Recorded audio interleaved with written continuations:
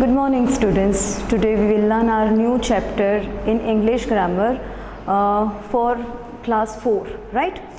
Here the fifth chapter is tenses. Tenses. What is tenses? Tenses, that means show some times that something is happened, something is happening, something will happen.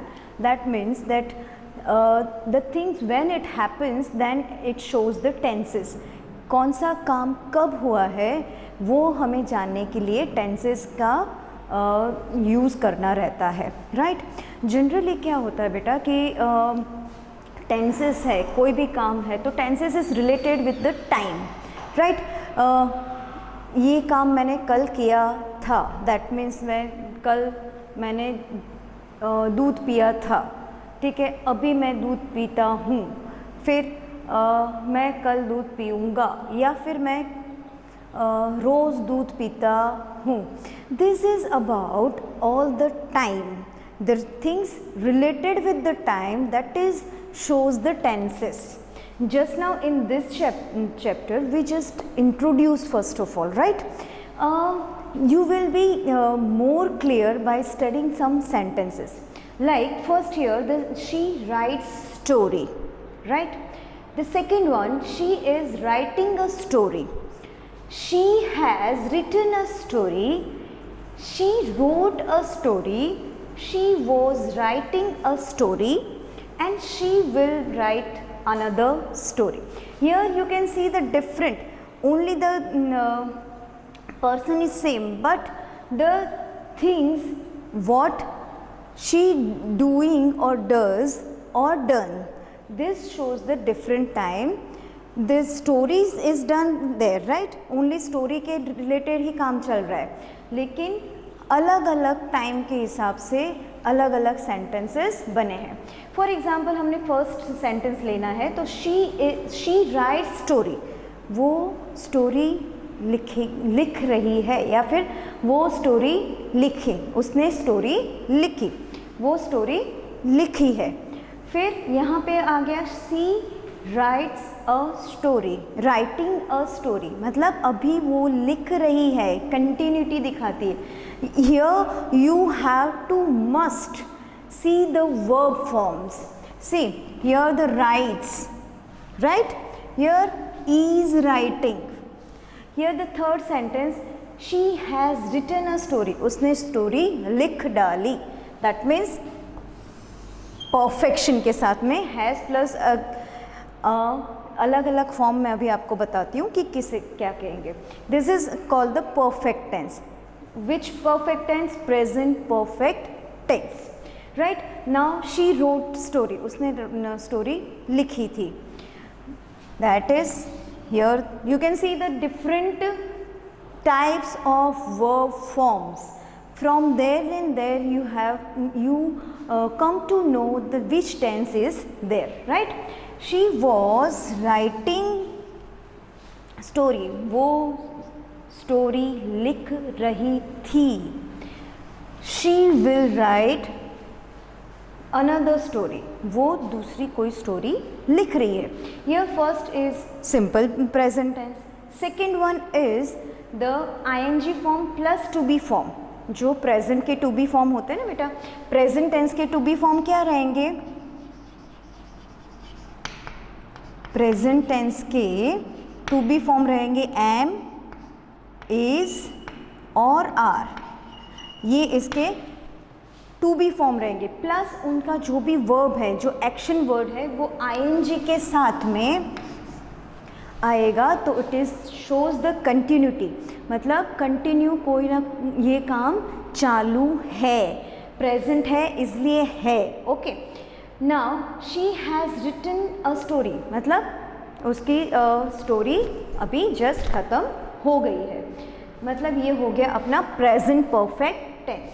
Here she wrote, तो ये हो गया simple past tense. यहाँ पे has और have आएगा बेटा to be form. अगर परफेक्ट टेंस है कोई भी, अगर परफेक्ट टेंस है तो हैव, हैज़ और हैड. अगर प्रेजेंट है तो हैव, हैज़ आएगा. अगर पास्ट है, यहाँ पे मैंने एक नई सेंटेंस लिखा, लेकिन यहीं पे समझ लो कि अगर पास्ट परफेक्ट टेंस है तो हैड रिटन आएगा, राइट। तो ये हो गई, उसका क्या हो गया, परफेक्शन बता रहा है। क्या बता रहा है बेटा, परफेक्शन, प्रेजेंट परफेक्ट टेंस मतलब परफेक्शन बता रहा है, that means done.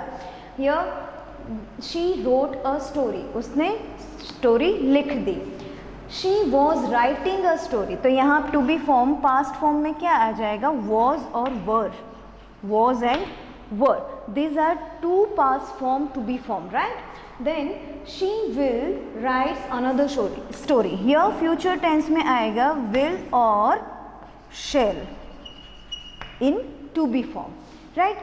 So from verbs we can identify very easily that which tense is there, which type of tenses are there. कौन से टेंसेज कहाँ पे यूज़ किए जाते हैं वो जनरली हमें वर्ब्स देखते ही पता चल जाते हैं। वी नो वर्ब फॉर्म्स, ये different type of verb form भी हो गई साथ में। वर्ब फॉर्म में हम देखते हैं कि ये हो गया अपना जो नेचुरल वर्ब फॉर्म है, वर्ब फॉर्म 1, V1 जिसे कह सकते हैं हम। सेकेंडली ये V2 हम जिसको कह सकते हैं कि जो ING फॉर्म है। थर्ड जो है वो आ गया पास्ट टेंस, राइट का हो गया रोट, राइट। और थर्ड जो है written, that is past participle. Yes, in your book, grammar book में आप देखो पेज नंबर 24, पेज नंबर जो 24 है बेटा, तो उसमें आपके वर्ब फॉर्म्स दिए हुए हैं। You can see base form, past form and past participle form. Then ING और वो सारी वर्ब फॉर्म है वो भी कंटिन्यूटी में दिखाते हैं, लेकिन बेसिकली ये तीन present, then that present, past and past participles, this type of verb form is there. Here some rules for changing our verbs, right. For example हमने देखा कि कई फॉर्म में यहीं पे देखते हैं तो कि राइट था, जो बेस फॉर्म है वो राइट है, बट इसमें एस लगा है। तो ये एस और ES कैसे लगते हैं, दैट वी नो दैट जब हम प्लूरल सीख रहे थे बेटा, तो एक रूल था प्लूरल में भी कि एस और ES लगाने से प्लूरल बनता है, लेकिन यहाँ प्लूरल नहीं, it's denote the present tense, right. Here S form, when the verbs end with double S, that means SS, SH, CH, X or O, right? If the verb end with the SS, SH, CH, X and O, then the verb present form will add the ES, and the present form as ES is ended in a third person singular only, right? We will discuss simple present tense later on in detail, but you just know that this is the rule. If the verb is end with SS, SS, CH, X or O, then the verb in present simple present tense it is add ES.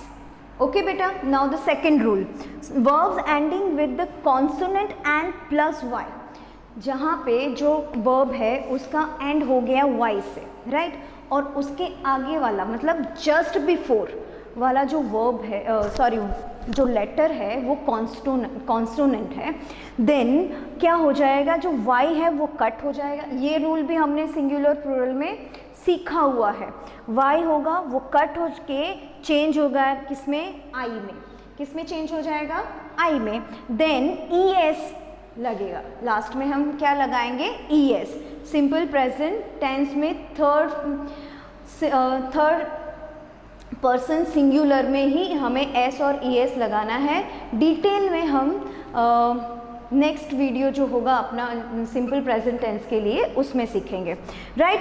That just learn the rules only. If here is the example that try, then y is there and उसके just before वाला जो letter है वो R है, right. तो y plus consonant हो गया, तो I क्या हो गया, कट हो गया, I की जगह क्या आ गया, E। and es. ओके बेटा, now the third ending ing वाले फॉर्म हमें जब बनाने होते हैं तब क्या करना होता है? जनरली जो भी वर्ड होगा, वर्ब होगा, वर्ब के पीछे हम ing लगाएंगे तो वो कंटिन्यूटी दिखाएगा, कंटिन्यूअस टेंस दिखाएगा. Here a verb ends with E. अगर ई से एंड होता है कोई भी वर्ब तो क्या हो जाएगा कि ई कट हो जाएगा और सीधा ing लग जाएगा. ई क्या हो जाएगा? ड्रॉप डाउन हो जाएगा और क्या हो जाएगा? ing लग जाएगा. यहाँ पे हम एग्जाम्पल लेते हैं कम. आप देखो ई है तो ई को हम कट करके मतलब ड्रॉप डाउन कर दिया और क्या लिख दिया? कमिंग. ई को कट करके कमिंग, राइट. फिर ing फॉर्म में भी अगर वॉवेल, वन वॉवेल और वन कॉन्सोनेंट है तो जो कॉन्सोनेंट है वो डबल हो जाएगा. Here we will understand with the example that stop. आप देखो कॉन्सोनेंट है, एक consonant and one vowel, right. तो क्या होगा? कॉन्सोनेंट जो होगा वो डबल हो जाएगा और ing फॉर्म लगेगा. गॉट इट बेटा? Now ED form. जो ईडी फॉर्म है, जो वर्ब है, अभी पास्ट टेंस में हमने देखा, यहाँ पे तो चलो इसका राइट का हमने रोट कर दिया था, लेकिन कई ऐसे वर्ब हैं जिसके पीछे ईडी लगता है, जैसे प्ले तो प्लेड, राइट. तो ऐसे फॉर्म उसे कहते हैं ईडी फॉर्म. तो जनरली जो वर्ब एंड होता है ई से एंड हो गया तो उसको सिर्फ हमें क्या लिखना है? उसके पीछे डी लिखना है, तो ईडी फॉर्म वाले वर्ब्स हो जाएंगे, पास्ट फॉर्म हो जाएगा. That is hope. Example is hope, hoped, right. Now same जैसे हमने यहाँ पे किया था ing फॉर्म में कि भाई जो कॉन्सोनेंट प्लस वॉवेल वाला वर्ब होगा तो क्या हो जाएगा? यहाँ पे डबल हुआ था कॉन्सोनेंट, यहाँ पे भी डबल हो जाएगा, लेकिन यहाँ ing फॉर्म लगता है, यहाँ पे क्या लगेगा? ईडी फॉर्म लगेगा. तो ये पास्ट फॉर्म के लिए है. तो उसको पास्ट टेंस में अगर कन्वर्ट करना है किसी भी वन कॉन्सोनेंट और वन वॉवेल में तो जो कॉन्सोनेंट होगा वो डबल हो जाएगा. Understand? Now why that this rule, right? Verbs ending with in a consonant y. If that the verb is ending with the y, then what should we do? Cut the y and put I on that place and write ed simply to make the past form of the verb. Here the example is carry, then carried. Understand beta? Now in this chapter this is simple introduction of the tenses. ये सिर्फ क्या था? Simple introduction था. किसका? Tenses का. Later on हम उसको अच्छे से डिटेल में वन बाय वन पढ़ेंगे. Here you can see on page number 24 and 25 some verb forms are given: base form, past form and past participles. Right? Here you have to learn this verb forms, right, and learn the rules which I taught you just now and finish the exercise given in your grammar textbook. Thank you for this video.